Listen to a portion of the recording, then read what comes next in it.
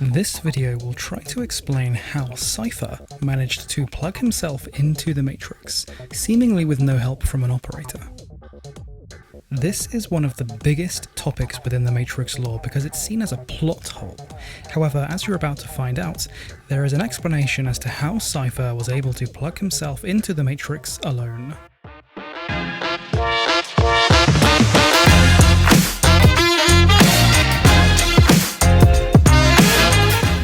Firstly, to understand how Cypher was able to do this, we need to go over exactly what happens when someone plugs themselves into the Matrix, as this will help us understand.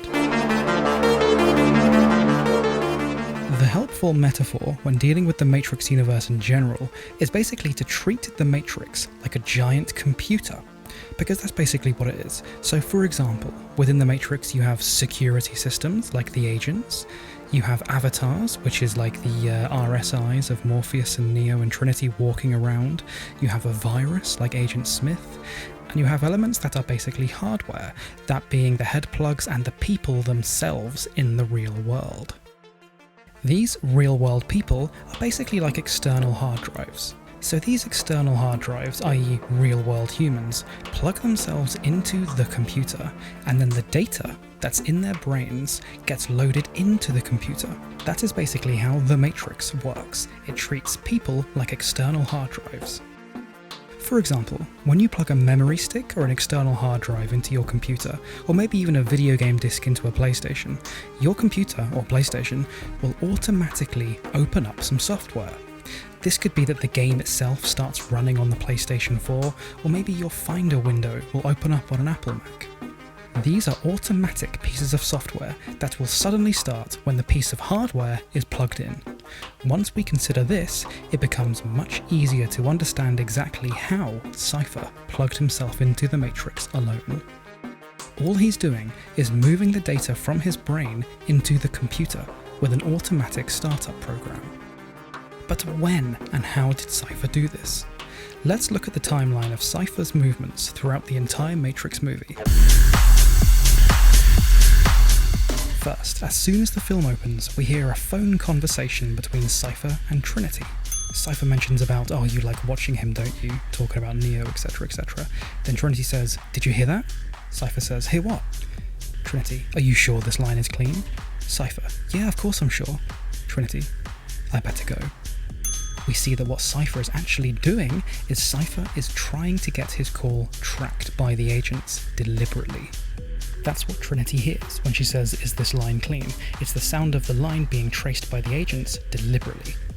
We see Trinity do her opening scene, which is awesome. She's running away from that agent with jumping down the stairs and almost getting hit by that giant truck in the phone booth and stuff. Basically, Trinity gets away, but then we hear the conversation between the agents. She got out. Doesn't matter. The informant is real. Yes. See, the informant that Agent Brown is talking about here is Cypher. It's the follow-up to that traced phone call.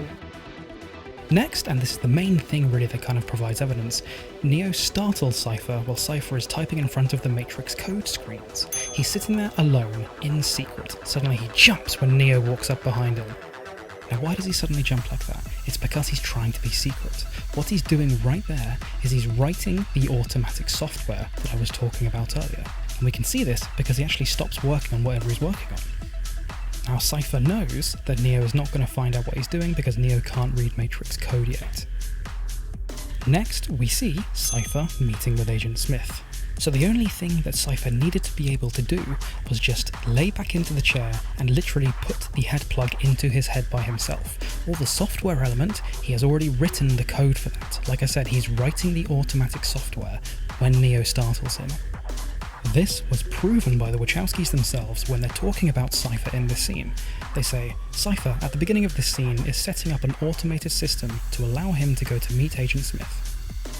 Next in the timeline, we see Neo, Morpheus and the rest of the gang go to visit the Oracle inside the Matrix. Cypher drops his phone into the bin and suddenly it starts dialing.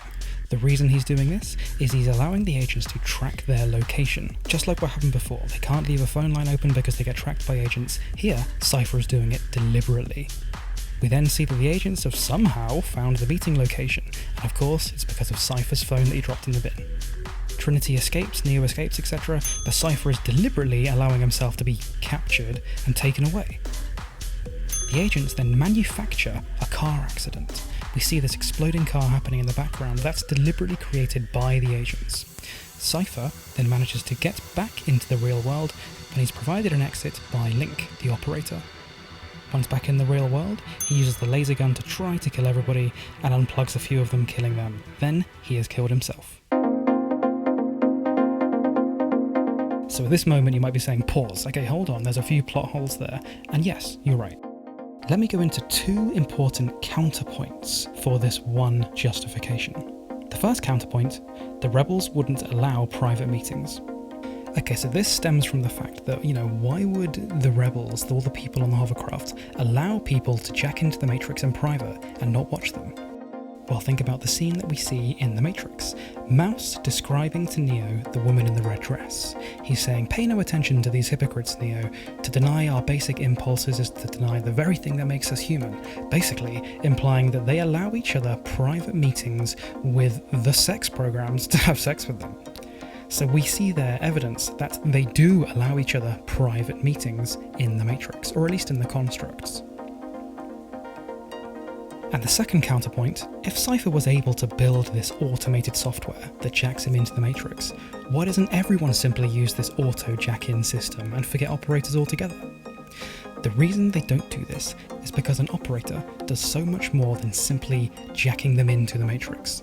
The operator will help guide them. He'll call them in the middle of the Matrix and say, go here, go there, go wherever.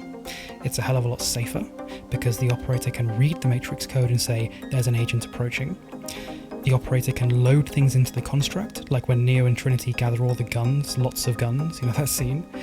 The operator can also monitor real-world threats, like sentinels.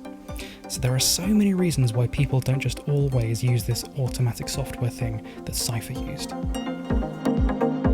So, in conclusion, we see that Cypher was able to jack himself into the Matrix alone simply by writing some automatic code that treated his brain like an external hard drive that automatically loads up when you plug it into a computer. Thank you for watching that, everybody. If it was a help to you and you really liked learning about the Matrix lore, then please subscribe to Jam Punch and I'll be releasing a brand new Matrix Explained video every single week. My name is George, this is Jam Punch, and I'll see you next time.